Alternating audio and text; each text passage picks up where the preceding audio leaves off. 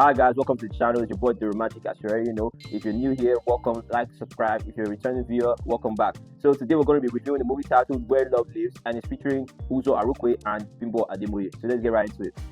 Alright, so the way this movie starts off, we're following the newlyweds, Temilade Okechukwu, played by Bimbo Ademoye, and Mr. Kenneth Okechukwu, played by Uzo Arukwe. Mr. Kenneth in the movie is a prominent businessman from Alaba supermarket, and what happens? They hit it big, they leave the streets, and they move to a prestigious estate, which now takes up the estate hierarchy and makes a little bit of trouble and chaos. So let's see how it all plays out in the movie.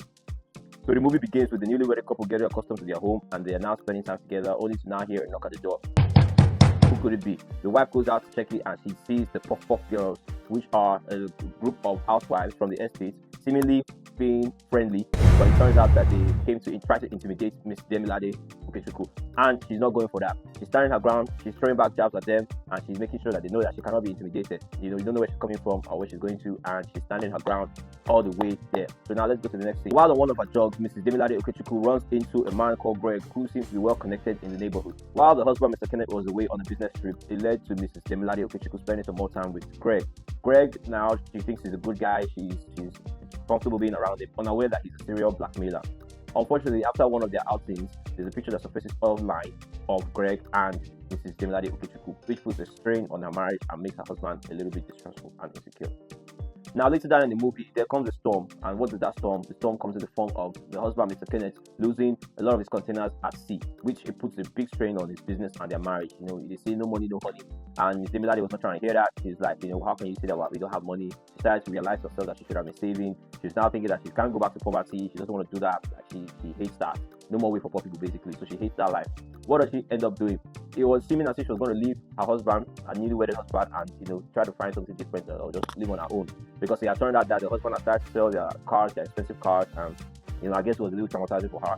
But thankfully, what did she do at the end of the day? She didn't end up leaving him, and she actually went to sell her babies, which were her prized possessions, her luxury bags, and she was able to sell all of them and get the sum of 110 million naira. Well, not all of them. She kept one or two, but she sold the ones that she sold for the occasion, and she turned up as a woman should, and as a wife should, as a partner should, to whoever they say that they love. And we go in further saying that Temilade is not just a fickle character, but she's a ride or die. Now let's dive a little bit deeper into the story and go to the characters. At the beginning of the movie, it seemed as if Mrs. Decor and her other minions, had this kind of strong hatred against Mrs. Temilade Okechukwu. But it turns out that everyone has been struggling with their own inner stories, which they have not really spoken about. So we have a revolution of the sisterhood. They all come together and they talk, and then the queen, Mrs. Decor, reveals that she's been suffering with domestic violence and abuse from her husband, which is completely terrible. Also, Eno struggles with infertility and a meddling mother-in-law. Lastly, Imad reveals that she's been blackmailed by Imad, which is played by the character Osas. Imad, the character which is played by Osas, reveals that she's been being blackmailed by Greg for a long time. And thankfully, Temilade hears this and she stands up for all of them. And she stands up for Imad in particular and says that she's not going to let this go on any further, and if she allows her, she gives her the chance, she's going to go and make sure that Greg puts a stop to the blackmail which he has been blackmailing Mr. Imad for. Deeper into the film, it turns out that the bankruptcy was just a scare. It was not true. The husband and wife were not really bankrupt, and that was just advised by family and the prophets to now try to see Temilade's true nature. If she would abandon him when he apparently has no money, or if she would stand with him. And that's why they say don't listen to too many advisors, because Temilade spoke with someone, she spoke with an elderly lady, and she told Temilade that if you're scared of poverty, going back to poverty, that you're young, you can leave the guy, probably remarry, maybe someone else that is rich or whatnot. So she had those thoughts. She was on the edge, on a thin line, about to step out, about to leave the marriage and leave the man and all of that. But thankfully she didn't. If you remember, she sold her bag and she brought the money, 110 million naira, and she told him that I'm all in.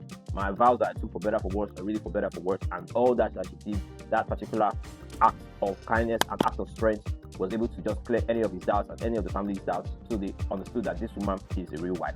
She's here for the long term. She's not here just for a good time and all that, and which gave her a lot more credibility. Of course, he apologized and she forgave him for putting her to the test like that. But I think as all men in this generation, we understand sometimes why you have to do this kind of tests, because sometimes people only love you for what you're bringing to the table. But you have to remember that in this marriage, they are both the table. If one part of the table is falling, there has to be a stick underneath the other side, that can hold the table up too until that one is fixed. And once it's fixed, they stand together.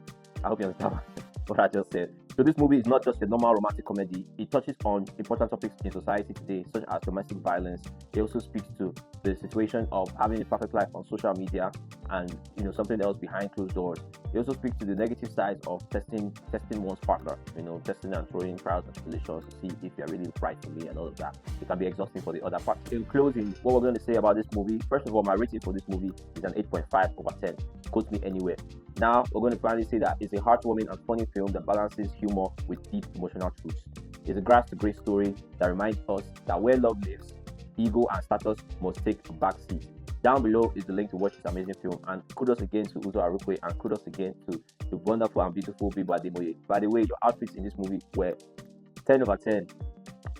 And this has been a review from your boy Deromagic, representing the FYI team, and we just talked about where love lives. Let us know down below in the comments what you think about the movie.